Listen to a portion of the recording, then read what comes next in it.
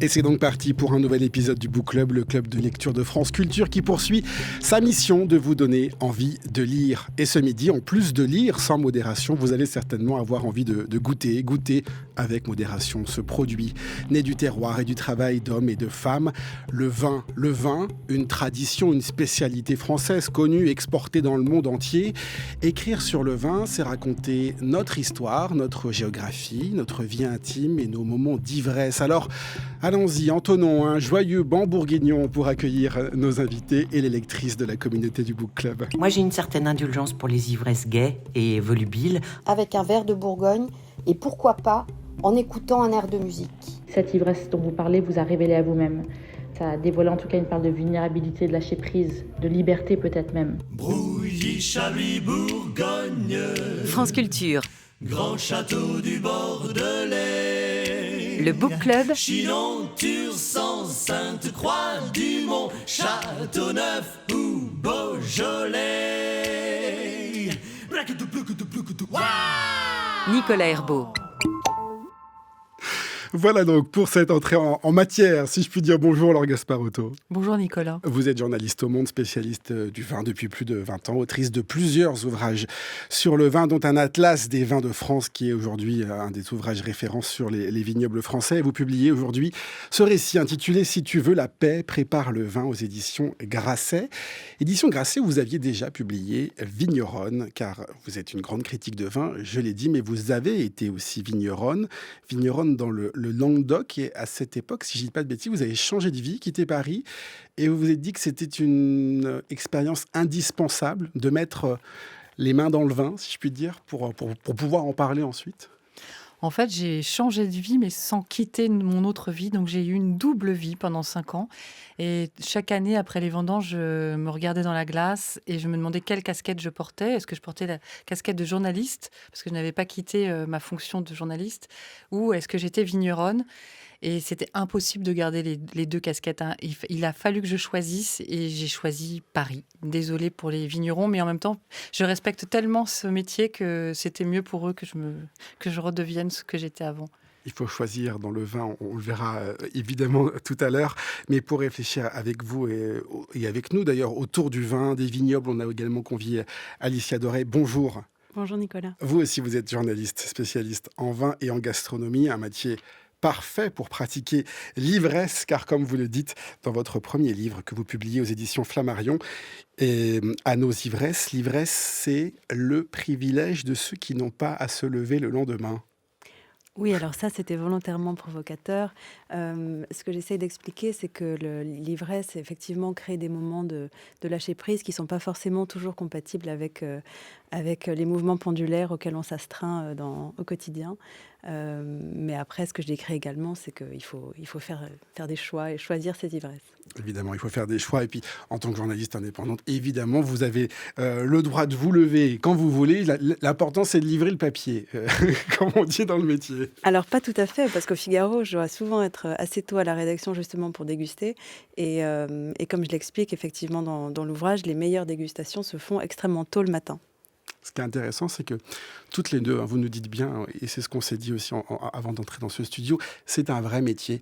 Vous n'êtes pas juste là pour déguster du vin, si je puis dire comme ça. Et c'est d'ailleurs peut-être parfois l'image qu'on a de vous aussi, Laure Gasparotto. Vous voulez dire l'image de femmes qui boivent, c'est ça ? Non, c'est vrai que pour moi, le vin est une esthétique et je le regarde. Je trouve que même quand on me sert un verre, je sais déjà presque ce qu'il a dans le ventre. Et j'aime beaucoup le sentir, je le sens très longuement. Et parfois même, les arômes simplement peuvent m'émouvoir. Et ensuite, je prends le temps de vraiment le goûter, le mâcher. Et bien sûr, pour être en bon état, le recracher, puisque je dois faire des commentaires. Pour moi, le vin et les mots sont indissociables.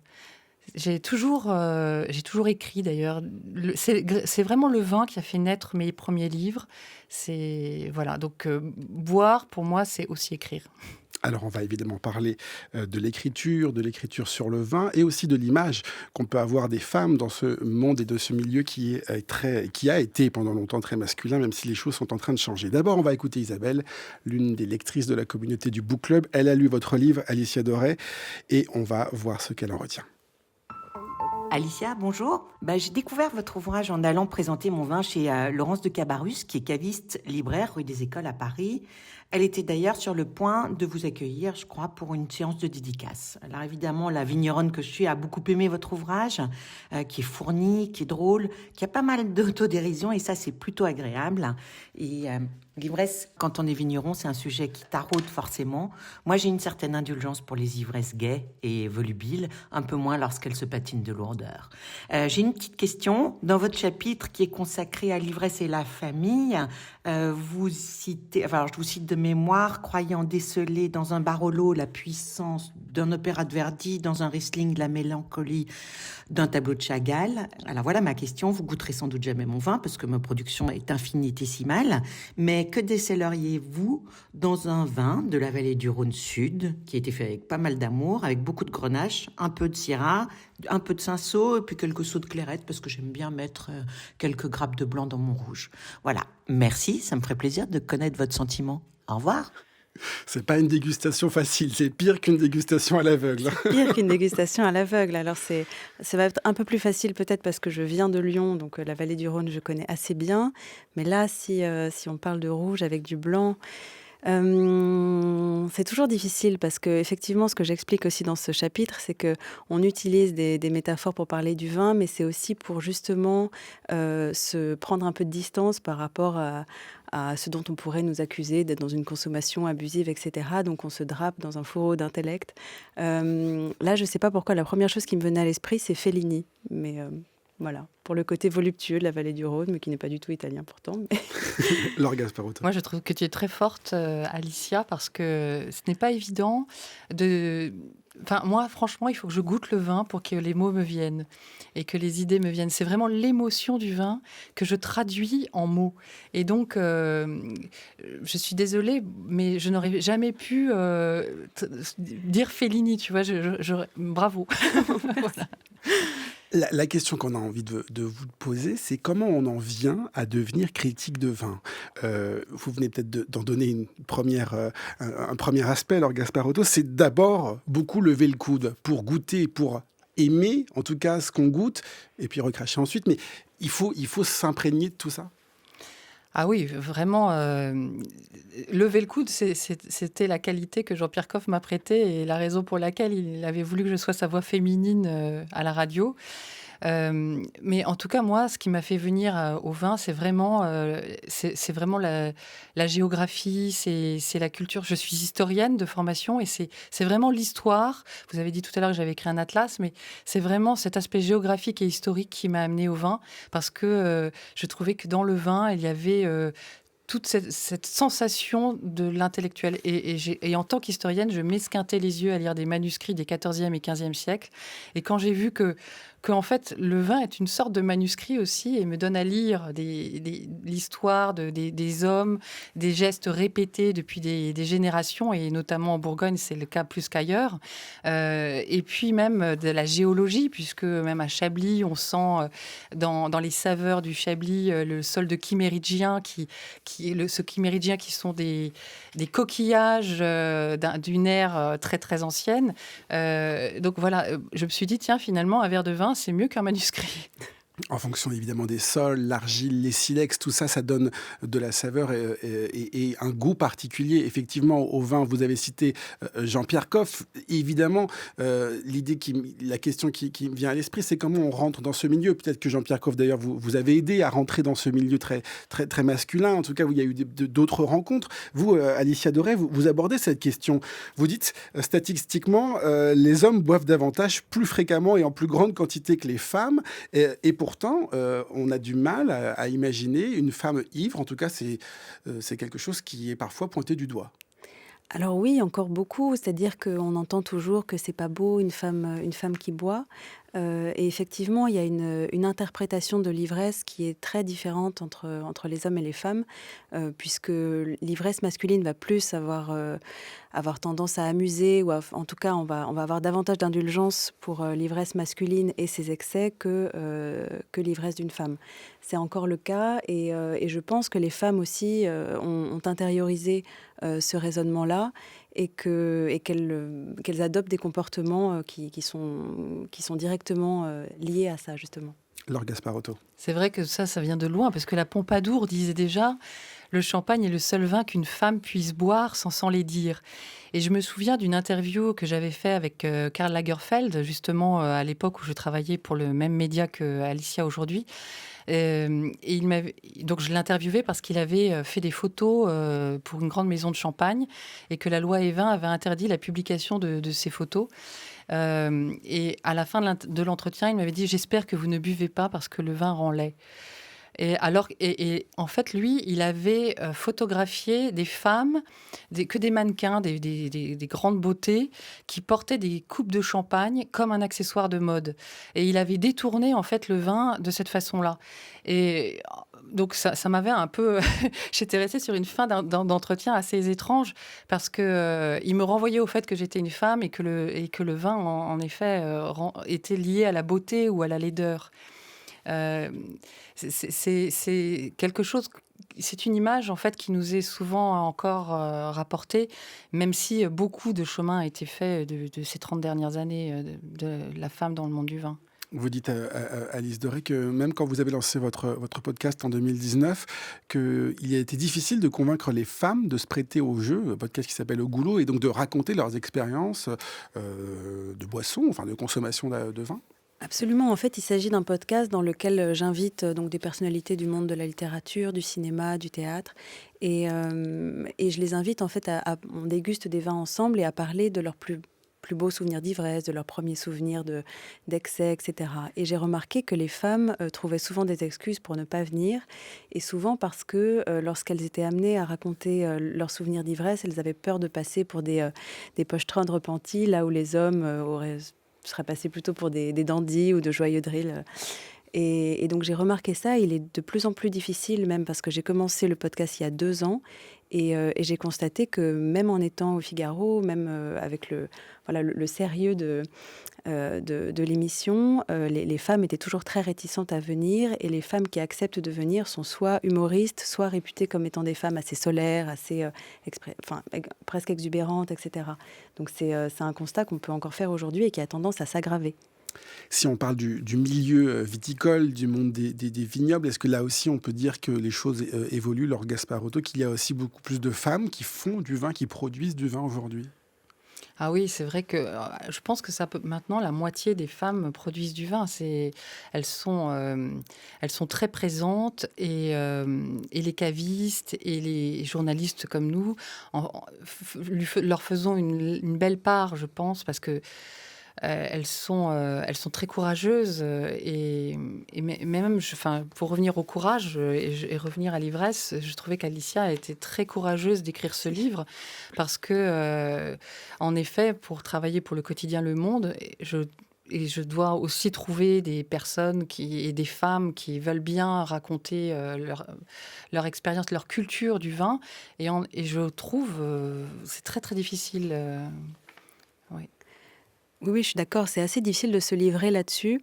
Et aujourd'hui, lorsque les gens me parlent de mon livre, effectivement, comme disait Laure, ils me disent que c'est très courageux. Et je pense que moi, je ne réalisais pas en l'écrivant, et peut-être tant mieux, mais je ne réalisais pas qu'il y avait une forme de courage derrière. Peut-être que au départ, j'imaginais pas me livrer autant, et que ça s'est fait de façon plutôt naturelle. Alors, comment entre-t-on dans ce milieu du vin ? Laure Gasparotto, vous dites aujourd'hui être une inconditionnelle du Bourgogne, mais vos premières émotions de vin, vous les devez au Bordeaux, bien avant d'ailleurs de découvrir la région de la Bourgogne. Il y a cette guéguerre obligatoire entre la Bourgogne et le Bordeaux. On parlait de choix tout à l'heure, on est obligé de trancher, de choisir son camp. Alors justement, quand j'ai publié ce livre qui est un éloge de la Bourgogne, on m'a dit, mais comment tu vas faire pour aller dans le Bordelais ? Surtout qu'en effet, je ne peux pas parler de Bourgogne sans parler de Bordeaux dans mon livre. Mais je ne veux pas les opposer. Je trouve qu'aujourd'hui, la Bourgogne connaît un succès presque indécent. Et le Bordelais, on le voit bien, est confronté à des difficultés historiques, avec des arrachages de vignes qui sont prévus.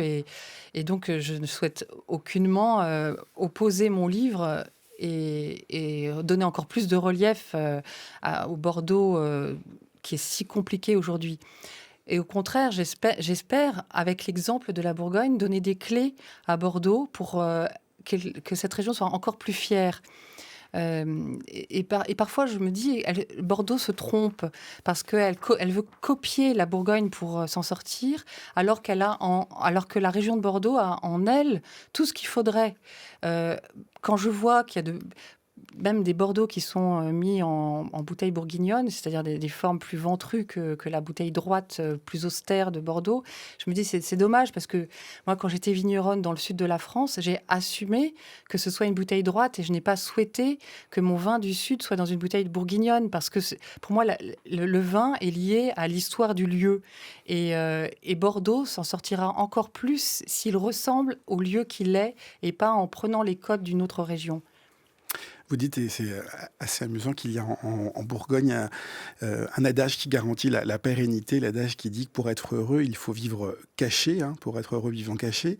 C'est le fils de Louis Latour qui vous l'avait appris, et vous le répétez au fur et à mesure des pages, comme vous êtes totalement en accord avec cet adage, j'ai l'impression en tout cas. Et il y a un autre écrivain, un écrivain bordelais qui s'appelle Philippe Solers, que vous connaissez certainement, et qui lui dit « Pour vivre caché, vivons heureux ». Qu'est-ce que ça vous inspire ? Oui, mais c'est en effet, pour vivre heureux, vivons cachés. C'est parce que le regard de l'autre, parfois, vient bousculer l'intimité, la justesse de l'intimité et corrompre quelque chose de juste et de vrai. Et je pense que la Bourgogne a su ne pas être abîmée par le regard extérieur. Et l'exemple le plus probant est sans doute l'histoire de Robert Parker qui s'est approprié à un moment donné la notation, enfin qui s'est approprié. En tout cas, il a donné une lecture du vignoble français par une notation qui a été très suivie. Et en Bourgogne, il s'est heurté à vraiment au dernier village gaulois qui n'a pas voulu de ce regard extérieur, justement. Et ça a donné lieu à un procès, à une humiliation même de Robert Parker, qui aujourd'hui reconnaît qu'il s'est trompé avec cette région. Voilà, donc vraiment, je crois que c'est la leçon. Pour moi, la Bourgogne est la plus ancienne région viticole française à n'avoir pas été interrompue et qui a énormément de leçons à nous donner, même à nous en tant qu'individus. Alicia Doré, sur cette idée de choisir entre ces deux grandes régions viticoles. Alors, ce qui est assez amusant, c'est que moi, je fais beaucoup d'interviews aujourd'hui de chefs en leur demandant quelles sont leurs cuvées favorites.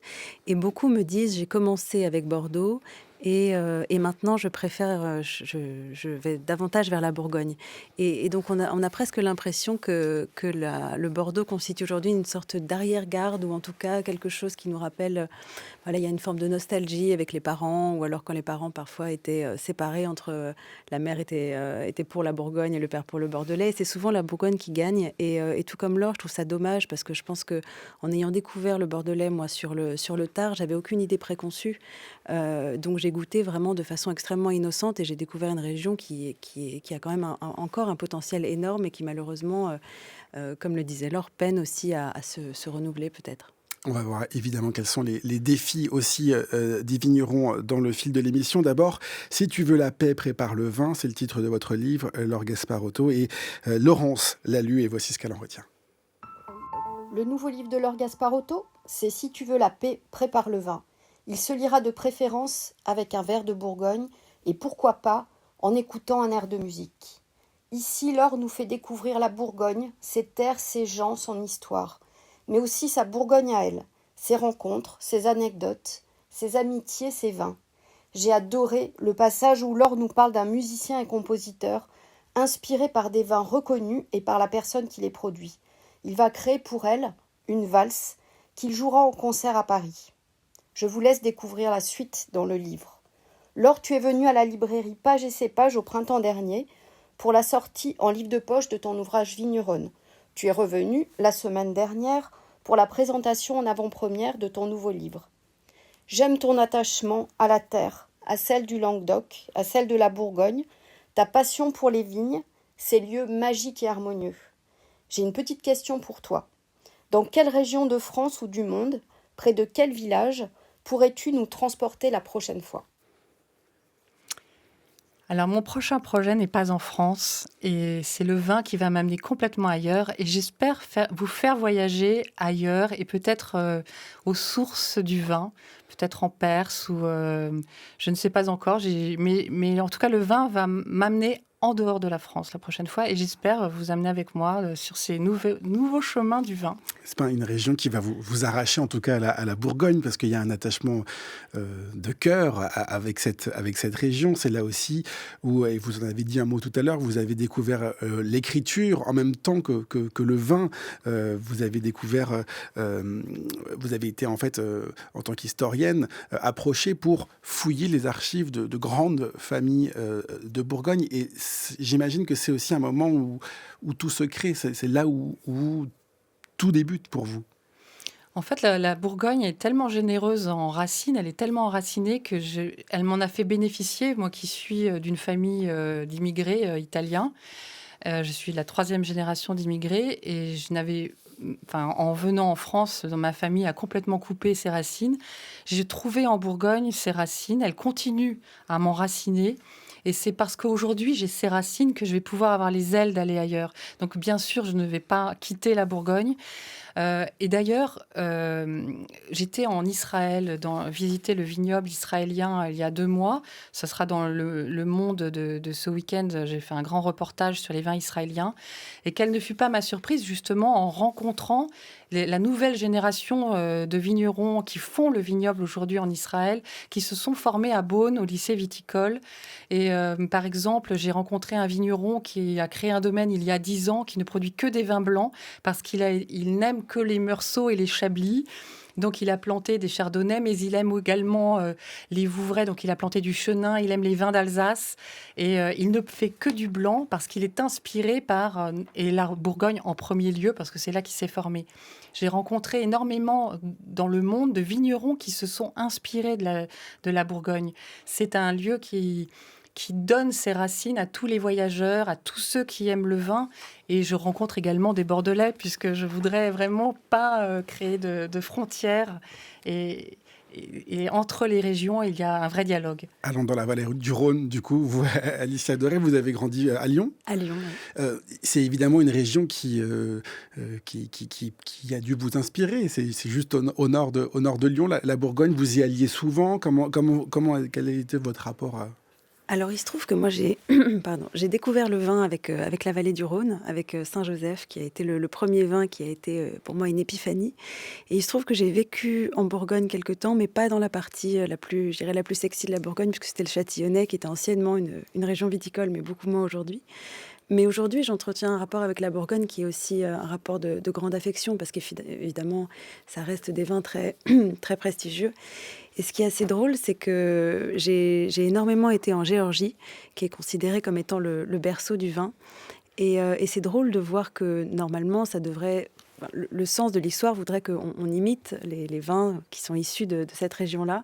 Et j'ai rencontré énormément de jeunes vignerons là-bas qui, au contraire, font exactement ce que disait Laure, c'est-à-dire qu'eux s'inspirent des vins de Bourgogne. Donc, eux qui font des vins oranges, ils commencent à faire des vins blancs, ils commencent à faire des vins qui ressemblent plus ou moins à du pinot noir. Et donc, c'est assez fascinant de voir à quel point la Bourgogne arrive à rayonner comme ça dans le monde entier. Mais je pense justement que c'est parce que la Bourgogne a été un lieu de paix. Et c'est pour cela que j'ai voulu donner ce titre à mon livre. Et la Géorgie et même l'Alsace en France a subi toujours des guerres. Et en fait, c'est très rare un territoire où la paix est si longue. Et c'est la raison pour laquelle, en fait, que le vignoble étant une plante pérenne, enfin la vigne étant une plante pérenne, il faut un temps de paix garanti très très long pour pouvoir ensuite continuer d'inspirer.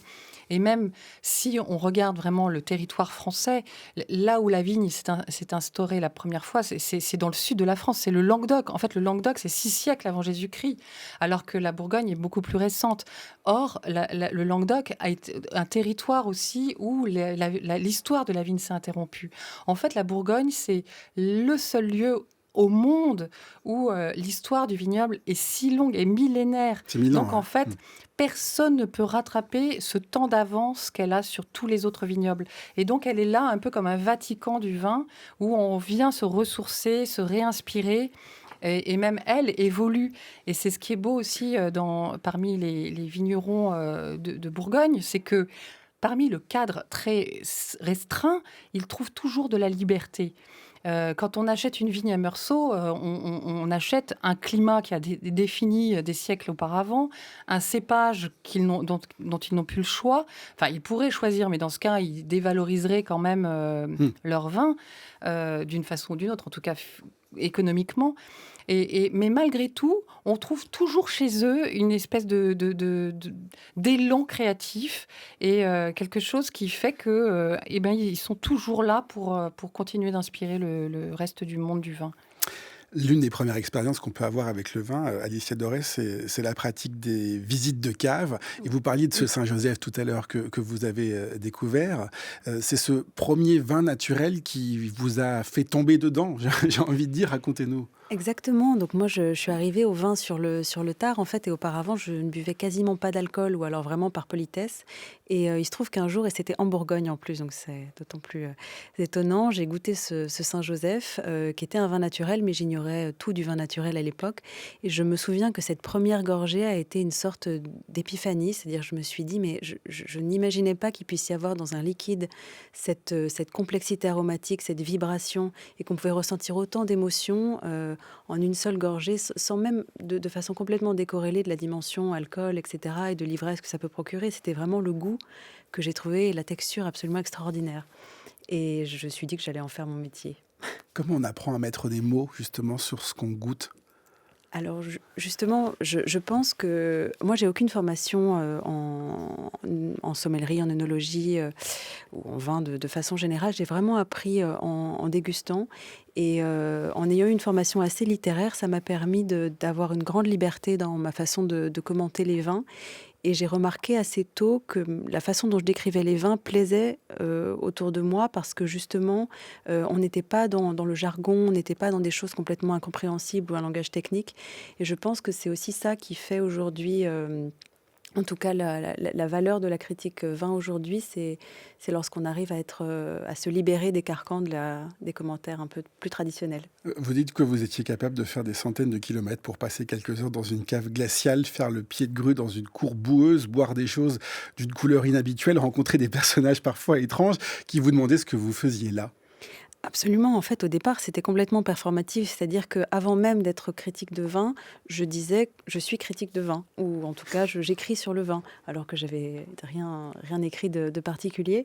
Mais en fait, le fait de me le dire et de le dire aux autres, finalement, ça vous donne des ailes. C'est-à-dire que vous le devenez plus vite que vous ne le pensiez.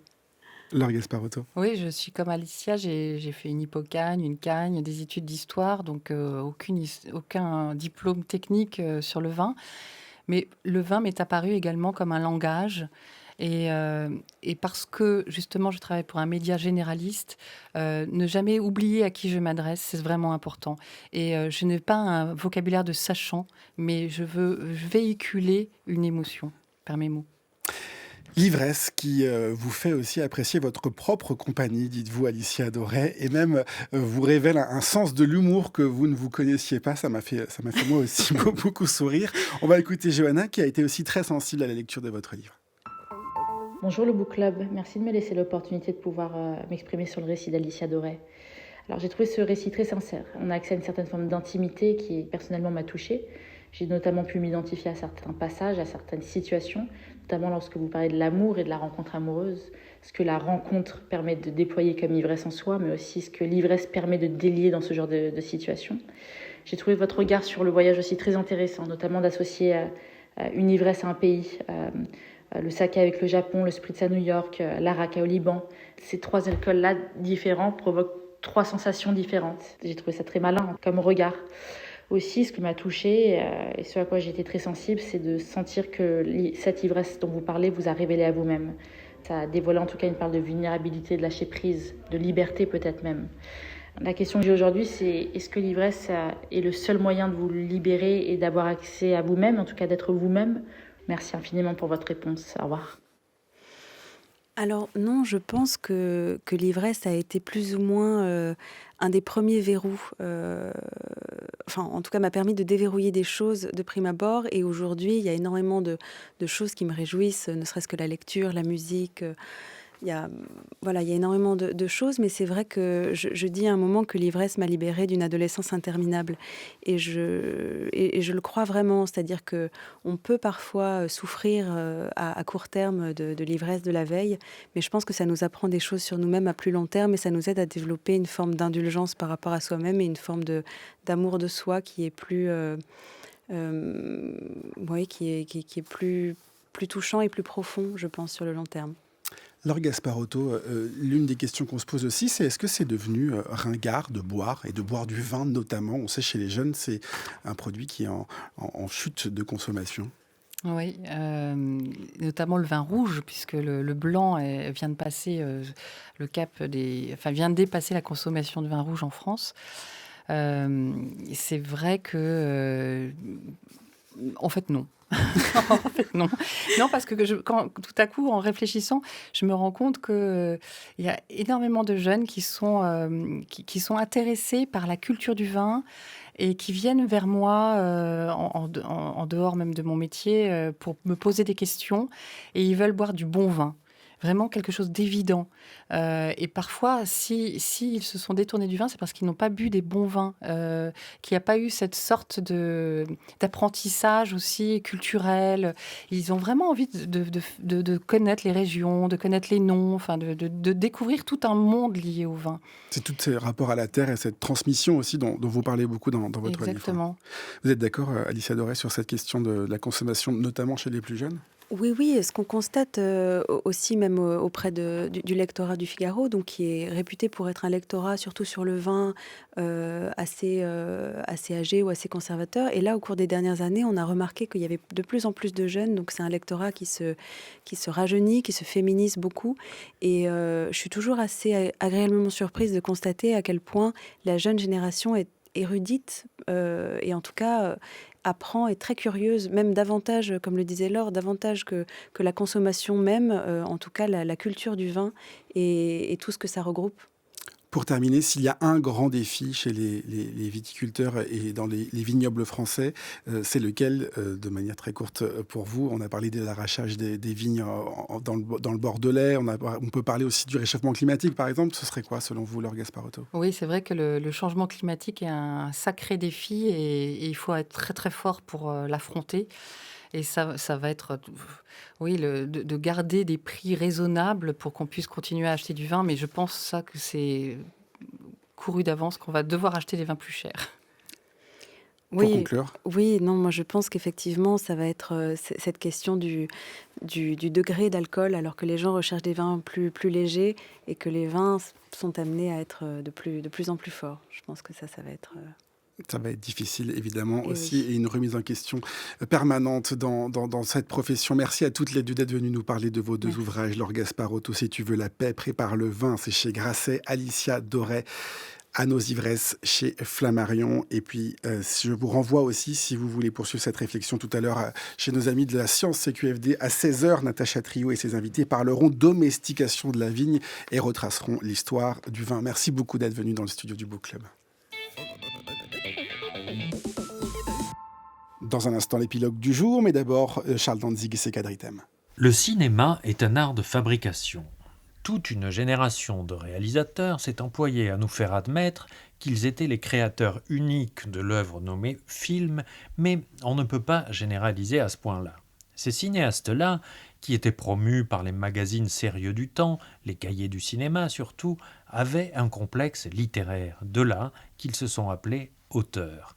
Le nom me convient tout à fait, on voyait d'ailleurs souvent des livres dans les films de la nouvelle vague, mais auteur de quoi ?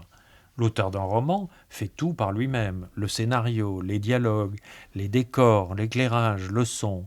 L'auteur d'un film, lui, est aidé d'un scénariste, d'un dialoguiste, d'un décorateur et ainsi de suite. Parfois, hein, mais très très très rarement, et finalement assez peu dans la nouvelle vague, qui n'est pas moins bonne pour cela, un cinéaste peut être dit le presque seul auteur. Orson Welles, Fellini, Kiarostami. Réalisateur ou auteur, appellation auquel je préfère cinéaste, ils emploient une matière vivante nommée acteur. Un ami cinéaste m'a dit un jour que si on a sacralisé les acteurs, c'est pour se faire pardonner de les traiter comme des objets. Mets-toi là, dis ceci, penche la tête à droite, un peu plus en avant. Équation assez simple, Machineau entraîne Garbeau. La légende des acteurs est la plus comique qui soit, des poupées parfaites. Jusqu'au moment où les journalistes, pourvoyeurs de viande crue au monstre vorace qu'est le public, racontent et parfois inventent les divorces, la drogue, la cellulite et les rides. Mieux vaut lire le roman satirique et affectueux de Ben Hecht, Je hais les acteurs, qui date de 1944. Ben Hecht avait commencé comme journaliste dans un quotidien de Chicago, d'où il s'était fait licencier pour avoir titré un de ses articles sur un dentiste violeur, le dentiste bouche la mauvaise cavité. Il est devenu l'un des scénaristes les plus habiles de Hollywood, tant et si bien qu'il gagnait beaucoup d'argent à rapetasser des scénarios qui n'aboutissaient pas. C'est par exemple lui qu'on a appelé au secours pour remettre debout Autant en emporte le vent. Je hais les acteurs est une parodie de roman policier où 3 acteurs sont assassinés au cours du tournage d'un film à grand spectacle. On y trouve une star mâcheuse de chewing-gum qui a pris le nom de Laurence Bison, une actrice blonde qui, je cite, était très fière de ses genoux, dont un écrivain lui avait dit qu'il ressemblait à 2 matins de printemps, et tous plus ou moins dépressifs. Des acteurs qui habitent des palais de Raja et gagnent $3000 par semaine pour un travail qui consiste tout au plus à faire des grimaces et à porter une fausse moustache. Des acteurs passant la majeure partie de leur temps à s'entendre dire combien ils sont extraordinaires et prodigieux, ces acteurs deviennent soudain les victimes d'un genre particulièrement malin de frustration et se mettent à trembler comme des feuilles. Il est vrai, et c'est peut-être la leçon de ce roman léger, qu'il n'existe pas de métier plus aberrant de celui d'acteur pour notre égoïste plaisir. Charles Danzigaray écoute sur franceculture.fr et sur l'appli Radio France. Un grand merci à toute l'équipe du Book Club, Oriane Delacroix, Zora Vignier, Jeanne Agrapard, Didier Pinault et Alexandre Alaibegovic. C'est Thomas Beau qui réalise l'émission et la prise de son ce midi, Ruben Karmazine. Merci à tous et voici donc l'épilogue du jour. Pour revenir au courage et revenir à l'ivresse, le vin est lié à l'histoire du lieu. Et c'est le vin qui va m'amener complètement ailleurs. Mais pas dans la partie la plus sexy de la Bourgogne. Et donc c'est assez fascinant de voir à quel point la Bourgogne arrive à rayonner comme ça dans le monde entier. Comme un Vatican du vin, toujours là pour continuer d'inspirer le reste du monde du vin. Plus vite que vous ne le pensiez.